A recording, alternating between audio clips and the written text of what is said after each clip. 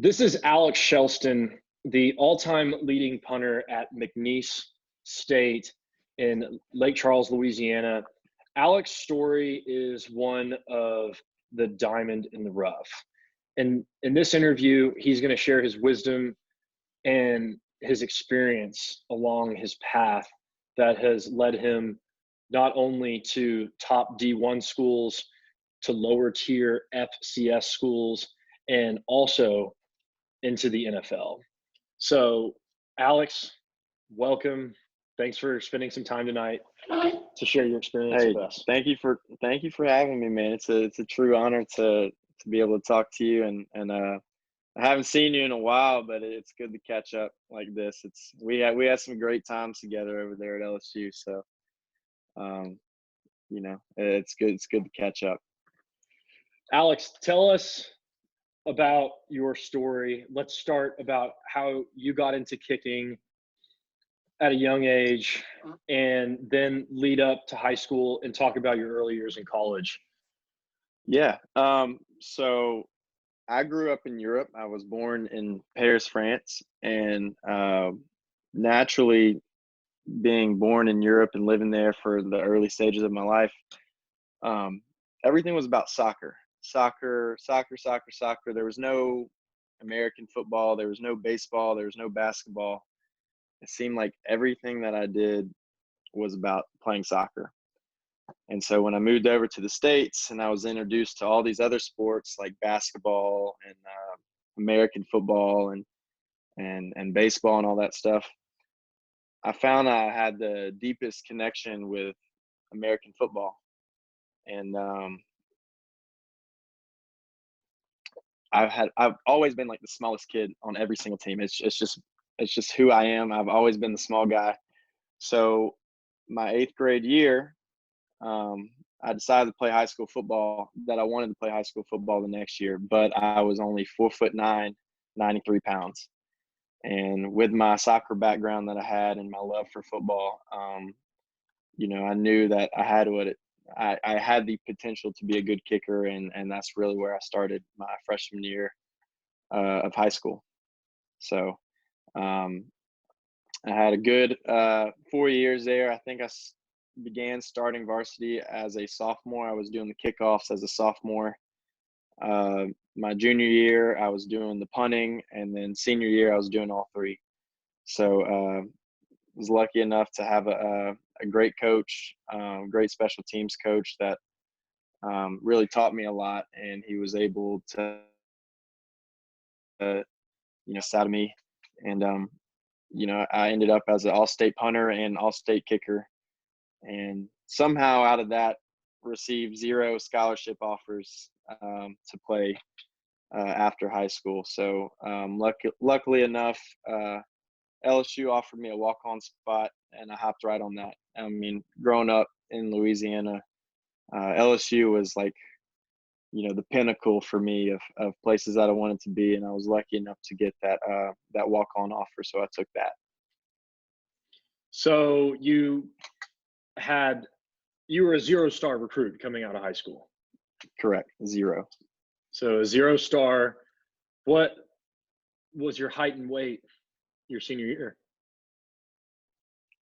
My senior year, I was probably about 5'5" and about 125 pounds soaking wet. So if we're being honest here. So it sounds like you're the largest walk-on LSU has ever offered. Yeah, exactly. So I mean, LSU had a 6'5", 400-pound walk-on lineman in your year as well. Yeah. Well, the funny thing is, I remember walking into to the weight room the first time, and you know how we had the weigh in all the time. I remember Coach Moffitt was like rolling on the ground laughing when I got on the scale.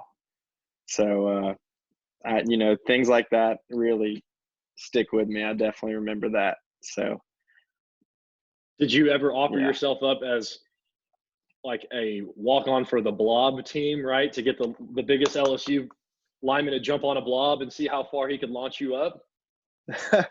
I remember being picked up and kind of thrown around a little bit in the locker room. So that just comes with being the size that I was. So, it is what it is. And, a lot of people were questioning my size, but at the same time, like I said, I was always the smallest. I played on a soccer team growing up where I was playing 3 years up. So I had guys that were 3 years older than me, and I was even small for my grade. So it's just something that I've always. And now it's kind of weird if I'm not the smallest. That's that I feel. So it's just something I dealt with, and I just kind of used it as a good chip on my shoulder to work hard, and paid off, honestly. If you had one word to describe your freshman year at LSU, what would you use? Man, there's so many different things I'm thinking about, but can I do like a word, 2-word hyphen, maybe? I would say a learning process, and that learning process was, a lot of it was you. You were there helping me throughout the whole process, sharing your knowledge with me, and because you were kicking, you were doing the kickoffs. I remember you hit you were kicking field goals and stuff, and you really shared that knowledge with me, and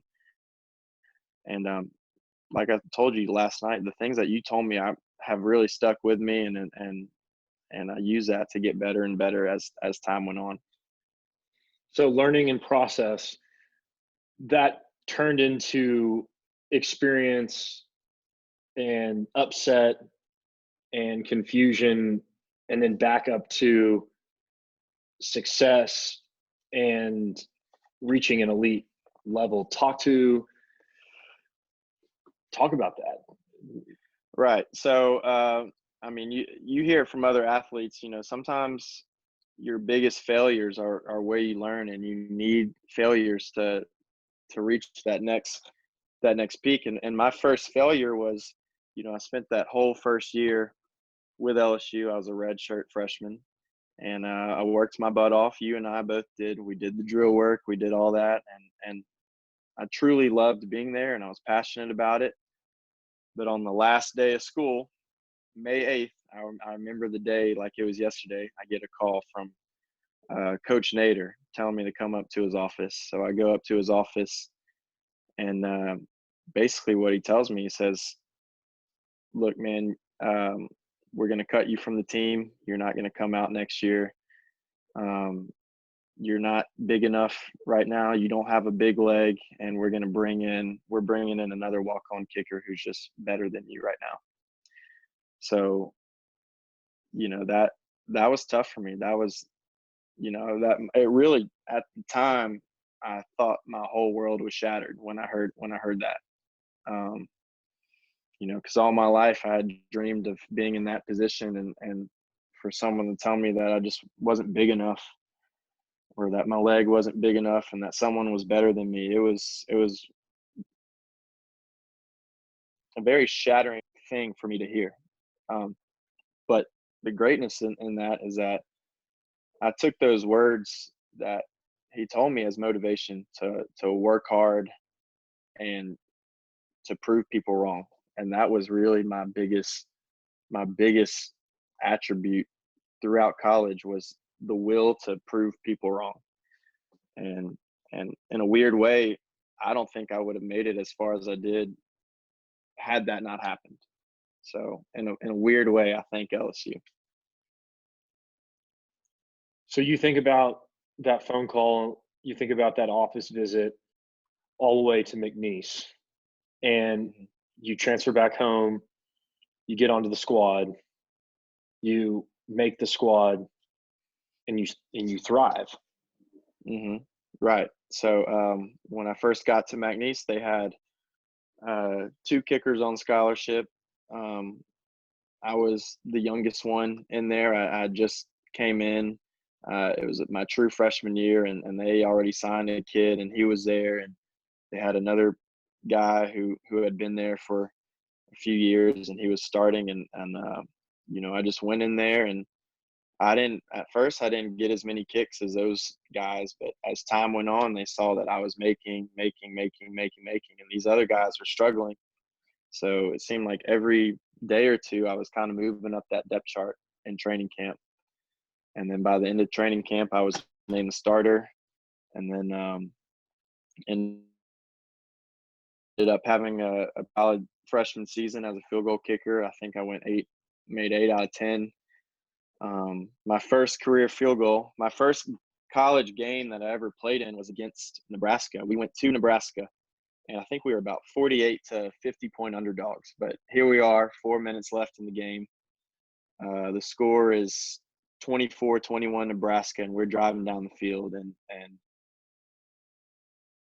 they stop on third down, and here I am. They send me out to kick a field goal to tie the game with about 4 minutes left, and that was my first ever career collegiate field goal, and I drained it,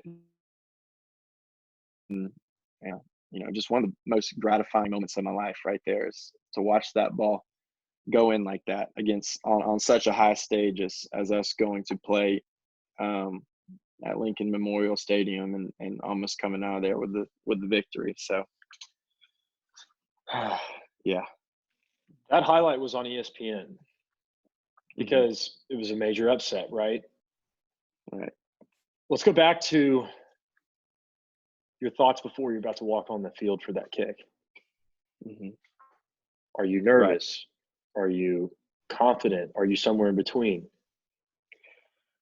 We always make a joke that my family, my coaches back home were way more nervous than I was, because driving down the field, I literally felt like this is what I want. This is how I start to prove people wrong, by going in here and knocking down this kick, my first career kick.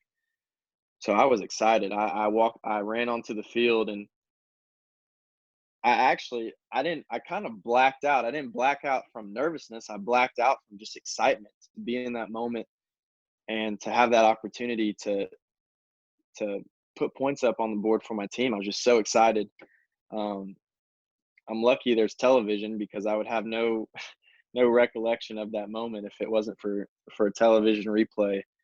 But as a kicker and as someone who went through the things that I did about 4 or 5 months prior to that, that moment is what I wanted right there, and I couldn't have asked for a moment better than that. And I remember after the game, I checked my phone, and apparently all my old teammates from LSU, they were in the locker room before their game. Our game was kind of a morning game, so they were watching it on their iPhones. And when I made the kick, the locker room went crazy, and it was just a very special day and a very special moment for me.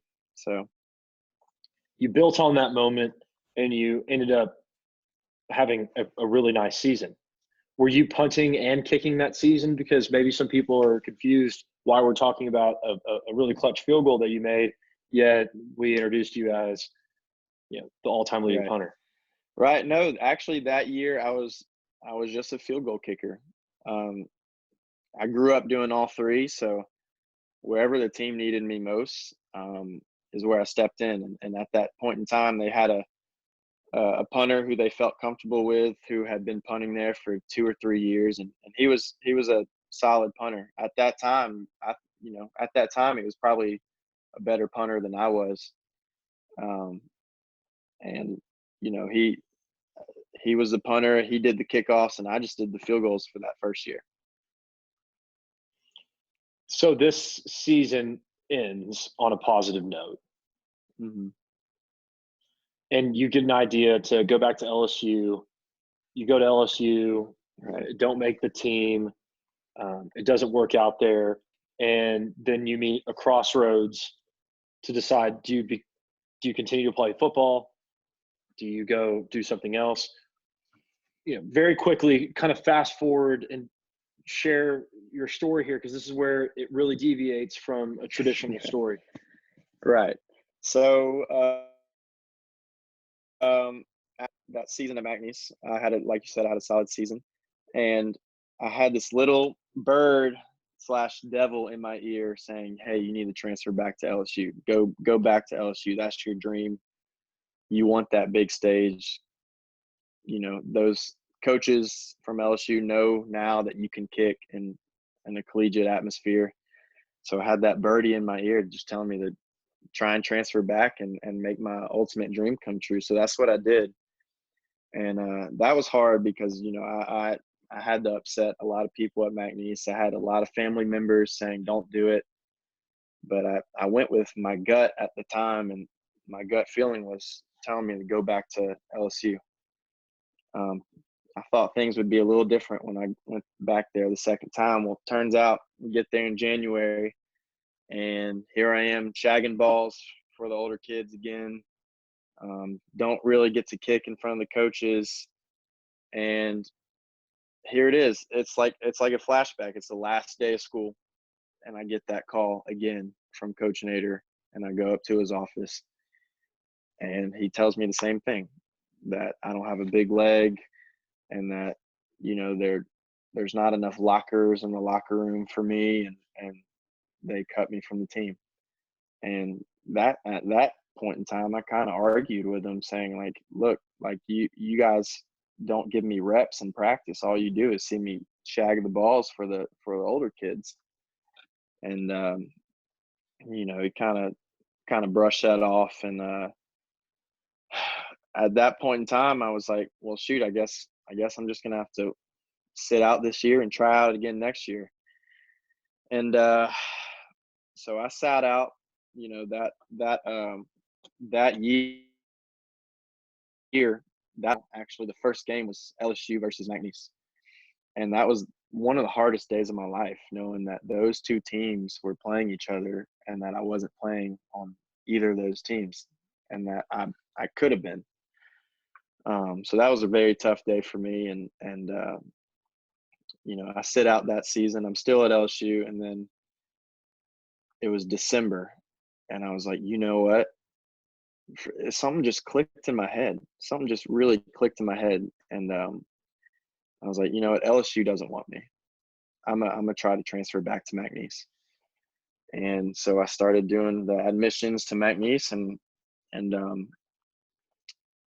I decided to transfer back to McNeese. So I packed my stuff. I went back home, and it wasn't until I got home and that I was in my first couple of days of school where I heard from the NCAA that since I transferred lower twice, I'd have to sit out another year. So that was 2 years in a row that I had to sit out.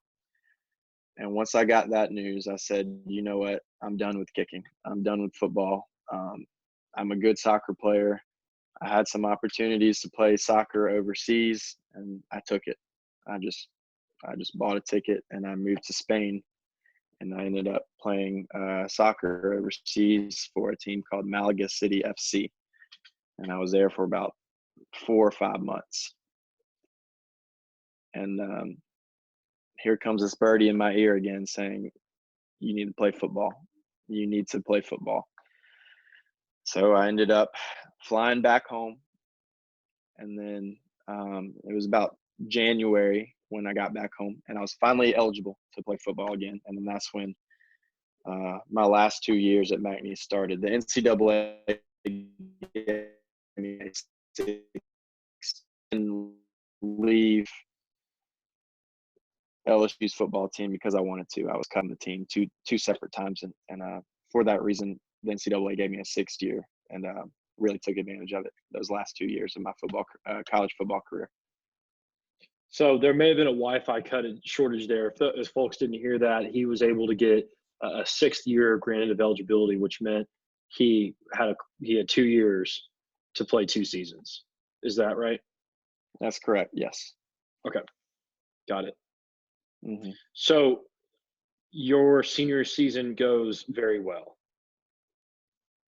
Mm-hmm. You have an outstanding year punting as well as an outstanding year kicking field goals. Right. What was the highlight of your senior year? I think the highlight of my senior year was, you know, I had a lot of great memories from that year, but I think the true highlight was probably our last game where I had the record. At that time, heading into the last game, I had the career punting record, the single season average record, and all I had to do was just have a good game, and it was going to be mine.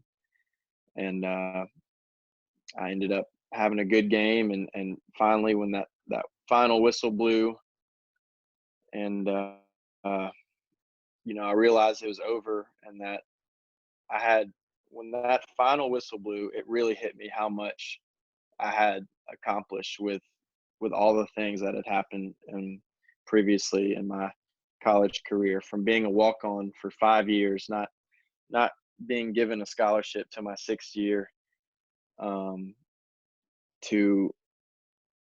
at the end of the day having every punting record that you could have as a punter, and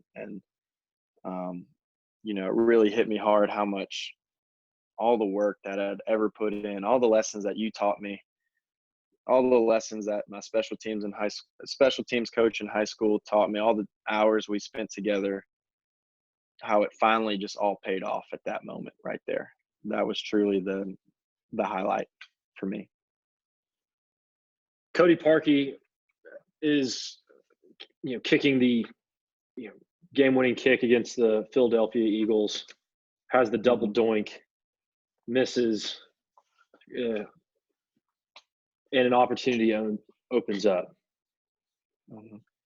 You get a phone call from your agent after having a stellar pro day, and there was 2 scouts there, one being the Bears, one being the Saints.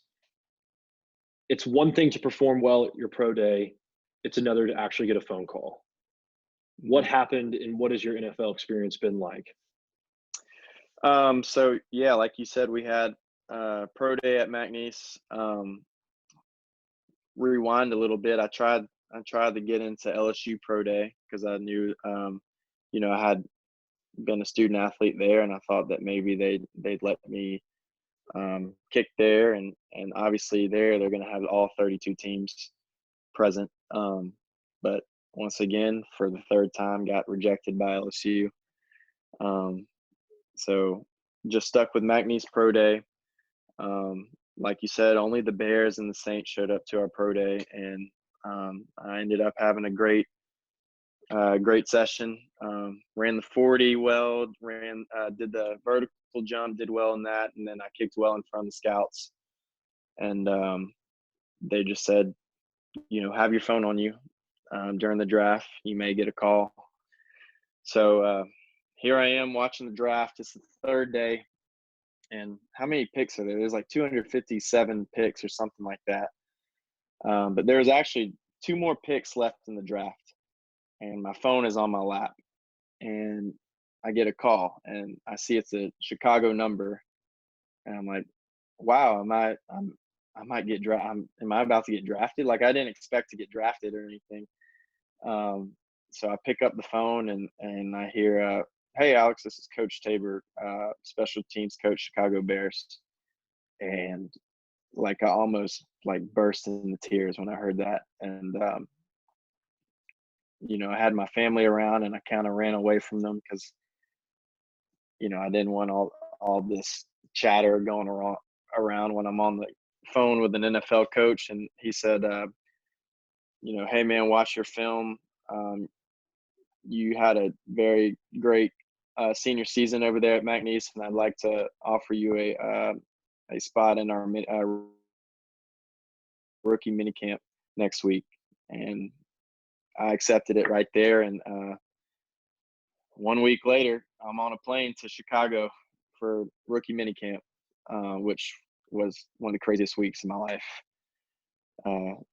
For those who don't know, haven't heard the story about Chicago Bears rookie minicamp, they ended up bringing, I think there was about 14 specialists. I think we had 9 kickers and 2 punters and like 3 snappers. And that whole Cody Parkey miss, was magnified that entire camp. It seemed like you don't often hear about an NFL camp and see so much attention geared towards the kickers, but that whole entire camp was about finding a kicker. And it was just very competitive. It was 3 days of charted kicks, a lot of pressure situations. They had the TrackMan radar gun to see how high the ball was going, how far it would have gone. If you hit a field goal and the ball wasn't rotating correctly, but it went in, they would say it's no good because the rotation wasn't good. And they marked every single kick, where operation time, height, distance, everything was charted to a T. And it was just very competitive. They brought in a lot of great specialists, and we really went after it that day. So You're too small. You're not good enough. We don't have enough lockers for you. You get cut from the Bears, but you get another phone call. Mm-hmm. Right. So what happened was I actually did very well in Chicago. I ended up the first day I worked just as a punter and ended up first in the charting and punting. The second day they wanted me to kick field goals, and I actually ended up in first place in field goals out of 9. And we kicked off as well and ended up third out of 9 in kickoff. So I had a great camp. So they ended up not bringing me in. There was like 8 of us that they didn't bring in. They kept 2 guys that were signed there already, that had been there. But what happened was Coach actually called New Orleans special teams coach Rizzi, and told him that they need to bring me in for rookie minicamp, because the Saints rookie minicamp was the next weekend. And that's when I learned that these special teams coaches, they actually help each other out, because at some point they're going to need something from another team, and they actually help each other out. And that's where I learned that they do that.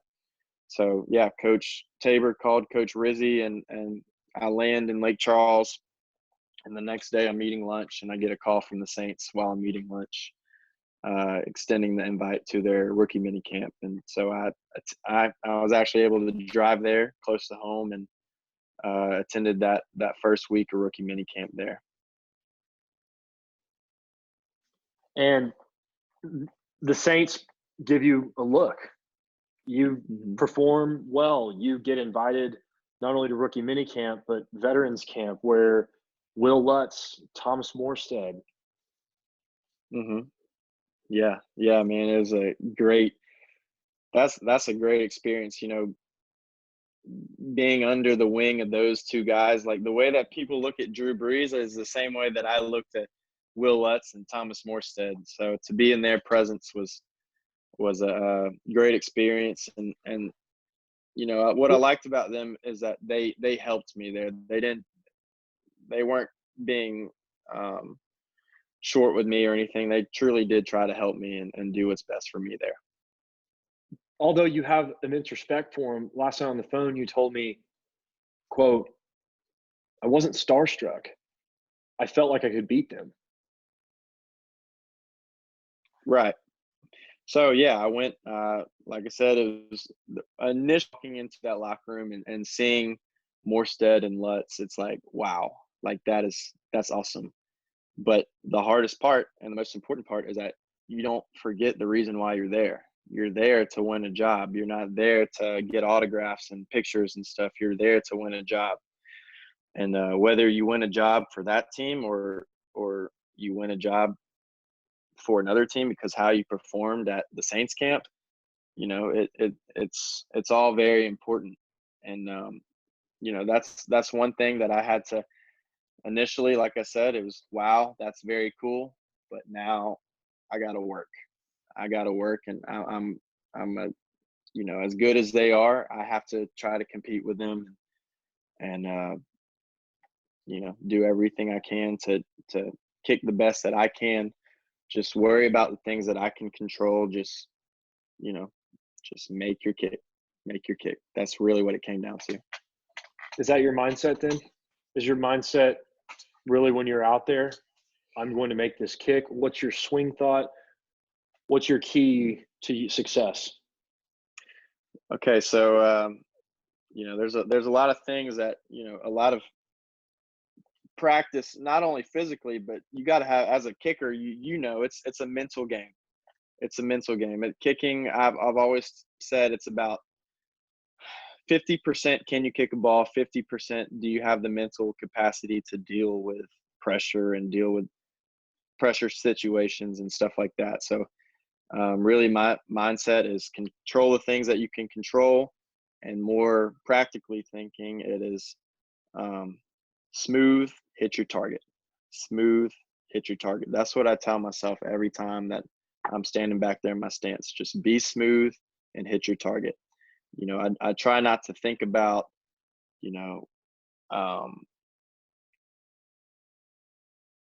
what does it need to be. That's stuff that you do in drill work. You think about, when you do the no steps or you do the 2 steps, that's when I think about, okay, I need to have my foot open here. And I do that so many times. I do so many reps of that when I put it all together in a full 3-step with a snap hold kick, that through muscle memory, it just does it naturally where I don't have to think about it. So when I'm back there, all I tell myself is smooth, hit your target. Aim small, miss small. Smooth, hit the target. Mm-hmm. Mm-hmm. Yeah, and that's. This story is one of a diamond in the rough. Alex, you were 93 pounds your freshman year of high school. You were 120 pounds your freshman year at LSU. Where are you now, and what is your trajectory? What is your goal? What's next for you? Right now, I'm about 5'9", I fluctuate anywhere from about 172 to I can get up to 180 depending on how much water I drink or how much crawfish I ate that day. So really my goal in terms of weight, I don't know, I think 185, 190 is pushing it, but 185 would be nice. The important thing is, if you are gaining all that muscle, you have to keep that leg speed up as well. And that's one thing. When I was at LSU, I noticed that I was gaining weight fast, but my leg speed was not as fast because, I was putting on so much weight in such a small amount of time that my leg speed just wasn't catching up to that. So I've learned that, just as much as eating right and doing the weights, what's really important is the running and the sprinting, the bleachers, just keeping that leg speed firing at all times. Alex, you've grown 46% in weight. Are you 46% better as a field goal kicker since your freshman year at LSU? Oh yeah, I would definitely say so. Above 46 or below 46% better? I would say exactly 46. I'm 1% per pound, I think. That's how it works. So wow. Yeah. And I think mentally I'm a completely different person when it comes to field goal kicking as well. So that's definitely helped as well. Alex, last question here. What would you tell either yourself back at LSU, or maybe another question is, that's part one. Part two is, what would you tell yourself at the end of your career, if you could say anything to yourself, looking both ways, 5 years looking back and 5 years moving forward? Right. Yeah. Well, definitely. I mean, you hear it a lot, but it's true. Leave with no regrets. With no regrets about anything. If you truly believe that you can accomplish something, you absolutely can. And that was so evident to me.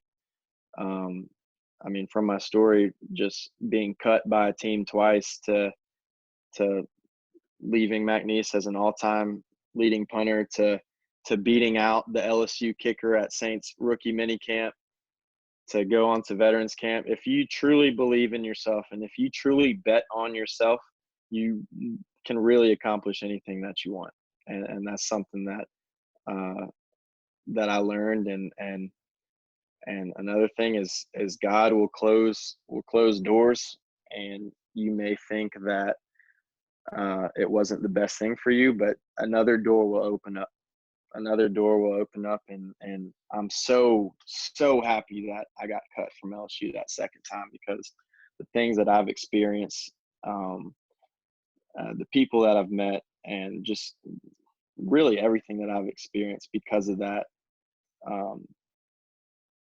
I wouldn't be where I am today had LSU not cut me from the team. So I really thank God for closing that door for me. Well, if there's anything you did on this call today, it was you were smooth, you were on target. Ladies and gentlemen, Alex Kjellsten, a kid who's been cut, a kid who's been totally underappreciated, another story of someone who's been underevaluated, another story of someone who has lacked exposure, another story of someone who is really a diamond in the rough, a kid who hit an 81-yard punt in college, who is now legitimately on the radar screens of every single NFL special teams coordinator. Alex, awesome catching up with you, brother. I love you. I'm proud of you. And thank you so much. Yes, sir. I appreciate you having me on here, and I appreciate being able to tell my story, because not a lot of people know about it. So, well,